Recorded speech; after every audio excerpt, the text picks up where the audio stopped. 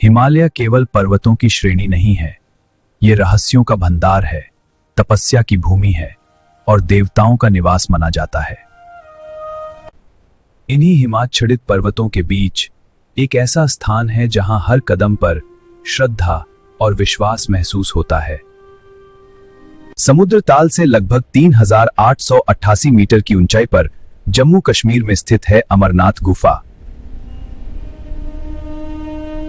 ये कोई साधारण गुफा नहीं है, यही वो पवित्र स्थान है जहां महादेव शिव ने देवी पार्वती को अमर होने का रहस्य सुनाया था। इसीलिए अमरनाथ यात्रा केवल एक तीर्थ नहीं बल्कि आत्मिक जागरण की यात्रा मानी जाती है। अमरनाथ गुफा के अंदर प्राकृतिक रूप से बनने वाला बर्फ का शिवलिंग इस यात्रा का केंद्र बिंदु है। ये शिवलिंग हर वर्ष श्रावण मास में आकर लेता है, पूर्णिमा तक पूर्ण रूप में प्रकट होता है और फिर धीरे धीरे विलुप्त हो जाता है। ये शिवलिंग चंद्रमा के घटने और बढ़ने के साथ छोटा और बड़ा होता है, जो स्वयं में एक अद्भुत रहस्य है। श्रद्धालुओं के लिए यह शिवलिंग साक्षात महादेव का स्वरूप है। ना इसे किसी मनुष्य ने बनाया है और ना ही कोई इसे नष्ट कर सकता है। यह महादेव की अमर उपस्थिति का प्रमाण है। एक बार देवी पार्वती ने महादेव से प्रश्न किया, प्रभु आप अमर कैसे हैं? मृत्यु आप पर विजय क्यों नहीं पा सकती? महादेव मुस्कुराए, पर यह रहस्य साधारण नहीं था। इससे सुनाने से पहले यह निश्चित करना आवश्यक था कि कोई अन्य जीव इससे ना सुन ले।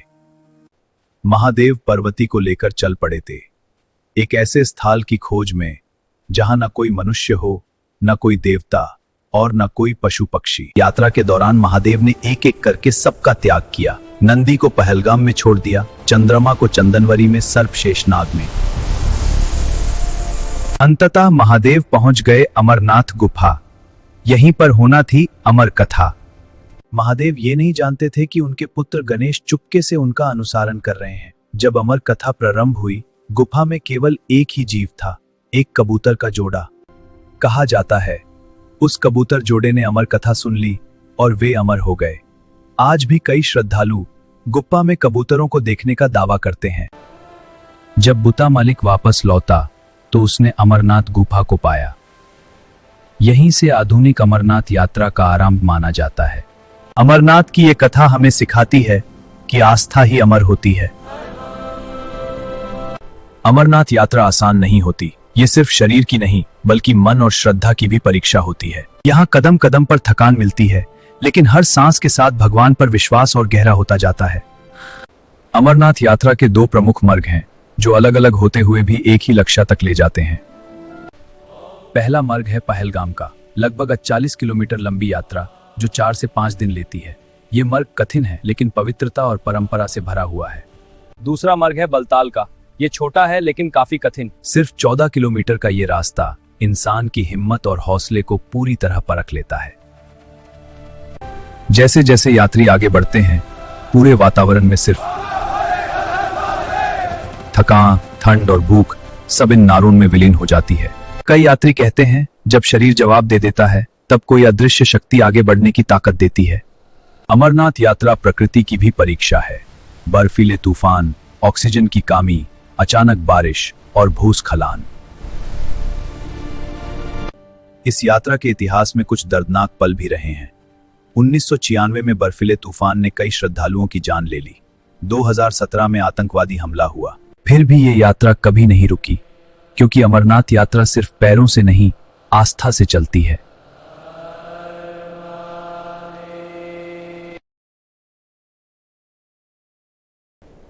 अमरनाथ से लौटने वाला व्यक्ति कभी वही नहीं रहता।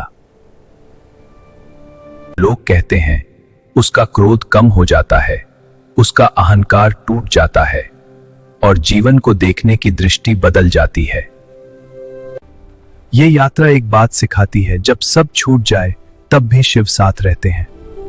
आज अमरनाथ यात्रा में देश की सेना होती है, सीआरपीएफ होती है, मेडिकल कैंप होते हैं, हेलीकॉप्टर और आरएफआईडी ट्रैकिंग होती है। फिर भी हर यात्री जानता है असली सुरक्षा सिर्फ महादेव ही है। अमरनाथ सिर्फ एक तीर्थ नहीं, ये मृत्यु के भय पर विजय का प्रतीक है। ये त्याग का पाथ है, तपस्या का मार्ग है और शिव तत्व की गहरी अनुभूति है। जब कोई यात्री बर्फ से ढके शिवलिंग के सामने खड़ा होता है तो शब्द मौन हो जाते हैं। उस क्षण सिर्फ एक ही भावना रहती है, मैं नहीं हूं, सिर्फ शिव हैं।